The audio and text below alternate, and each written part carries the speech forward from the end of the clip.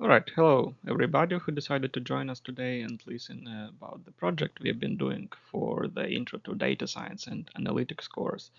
We meaning me, Oleksii, who is a PhD student in the Department of Biological Sciences at TUDU, Golbarg, who is a master's student in economics, and Mohammad, who is a PhD student in computer sciences. And the project we've been doing is dedicated to the usage of emojis in tweets.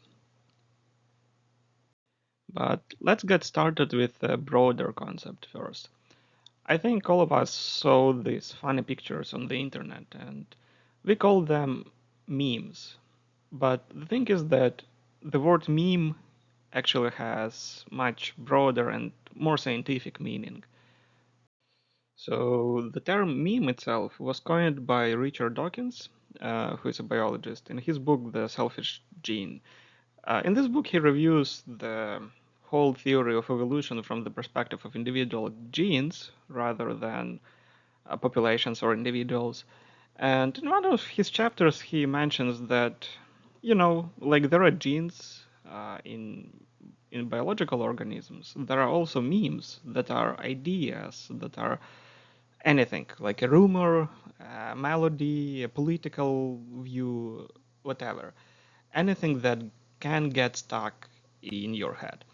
And from this perspective, memes might behave like genes in biological populations with own evolution, with own development, mutations, etc.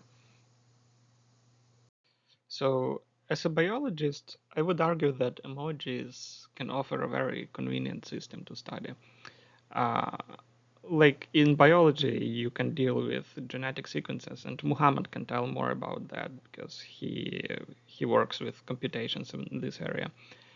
Um, Unlike that, when you work with ideas, with memes, it may be near to impossible to quantify them somehow. So how can you say, the idea or the rumor changed or developed or evolved?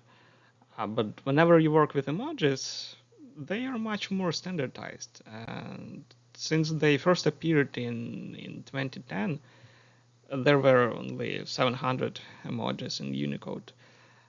Right now, there are almost 4,000 of them, and this number will probably be growing, and this growth can resemble the process of evolution. So nowadays, you can see a lot of emojis on Twitter since they were introduced there in 2014. And they can be used in very different ways. They can be used to substitute the whole words in a sentence or to explain your feelings and emotions about some specific statement. But you should understand that the usage and the meaning and the perception of emojis can be different in different countries, different age groups, in different social groups. For example, you may know that an eggplant and peach can denote something not exactly related to food in North America. So there are three of us working for this project, and we have different backgrounds, different views, and different perspectives at this whole Twitter and emoji system. I am a biologist. I'm more interested in evolutionary side. So whether emojis as memes, like genes in biological organisms, can help to increase fitness of individual tweets to maintain its survival in this system. And maybe you guys can talk more about your perspectives. In our project, we will also study using emojis in tweets which include hashtags can affect the stock market trading volume. And then we will predict the stock market for each company based on the emoji usage time series. We are also interested in looking at the spam tweets to find the emoji usage. Do emojis have any effects on tweets quality? What emojis are more used in the spam tweets? We're using three distinctive datasets for this project. The first one was obtained using academic access to the Twitter data. So we were using Twitter API, getting 100 tweets per day between May 2015 and April 2022. May 2015 because emojis were only introduced to Twitter in 2014. So eventually we had exactly 7 years of data. We were obtaining all tweets that contain any English character, and later we dropped tweets that were published by accounts with less than 1,000 subscribers, so that we wouldn't have these unrepresented tweets in our data. Now Golbarg will talk a little bit about the stock market data.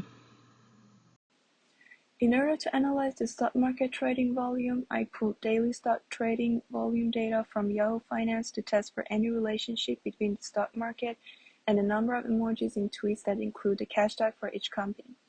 Stock market trading volume shows the number of stock shares that are being traded. We pulled tweets based on queries including hashtags of Google, Tesla, Alpha Protec, Advanced Micro Devices, Amazon, Apple, and Microsoft for the stock study. Hashtags are stock tickers for companies, and people use them in Twitter to analyze and talk about their stock. And also we got two data sets combined about emojis themselves. So one paper by Shoaib et al. Discussed the classification of emojis into different groups, and another data set by Novak had description of sentimental features of these emojis in terms of negative, positive, or neutral scores. But before I proceed to the actual results of this work, I want to draw your attention to two potential issues of the data. First is that when you use the Twitter API, the data you obtain will correspond to the date when you obtain this data, not to the date when the tweet or any point of data was created. And second is, I would call them composite emojis. There are some emojis that actually are combinations of different characters, and we ignored them in this work because we didn't find a way how to analyze, how to decode and encode them. To study the relationship of emojis and spam tweets, we compiled a dataset of 45,000 labeled tweets as spam and non-spam, used in the cited 2017 paper. We built 29 machine learning models on 28 crafted features, including emoji count from the tweets, and realized extra-tree classifier can achieve the best overall performance on predicting spam and non-spam tweets. Then, we used this classifier to detect the spam tweets on the original dataset that we pulled from Twitter API consists of 286,000 tweets. The emoji cloud shows the associated emojis with the spam tweets. The bigger in size, the more frequent. In this slide, we can see the correlation between the stock trading volume and emoji usage in tweets which have the cash tag for each company. We use the least squares method in order to see if this relationship is statistically significant. We believe the correlation we found doesn't necessarily show a causality, because emoji usage over time has increased and the stock market can be affected by only one parameter, and there are numerous unknown cofactors which fluctuate the stock series. In order to forecast the stock trading volume by the number of emojis used in tweets with the cash tag for each company, we employed a vector autoregressive model. First, we checked the stationarity for both series by ADF tests, and both of the series for each company were stationary. In the process of VAR modeling to train our data, we opt to employ AIC as a model selection criterion to conduct optimal model identification to select the best order for our model. Our training data period is from April 2014 to April 2021, and the testing data, which is actually our forecast, is from April 2021 to April 2022. Our model performance on Amazon resulted the best forecast among all 7 companies, and for other companies, our model can forecast some of the fluctuations over time. It is worth to mention that forecasting the stock market is somehow impossible, since the stock market is affected by numerous factors, and this result is more accurate than what we expected. The next result is not actually a result, but rather a data product that we derived from our data. And it describes the frequencies of different emojis. So in this example, you can see 4 of them, but in fact, you can describe all these emojis that we looked at. And well, because there are roughly 700 of them, the result looks kind of messy, but if you want, you could download the data product from the collab and just play with that on your own. And we developed a specific metric that we call a success rate to describe whether the usage of specific emoji is increasing, decreasing, or stable.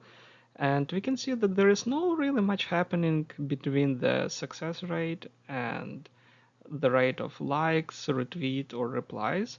But we can see that the semantic value of emoji itself can affect the success rate, so that positive emojis are they tend to be more successful and neutral not really. And the ultimate question, how to make your tweet more successful? The recipe looks like that. If you want many likes, don't use too many emojis and refrain from using negative emojis. If you want a lot of retweets, then using negative emojis can help. And usually it seems like if you put a lot of them, it still helps to gain a lot of retweets. And for replies, probably it's not a good idea to use a variety of different emojis.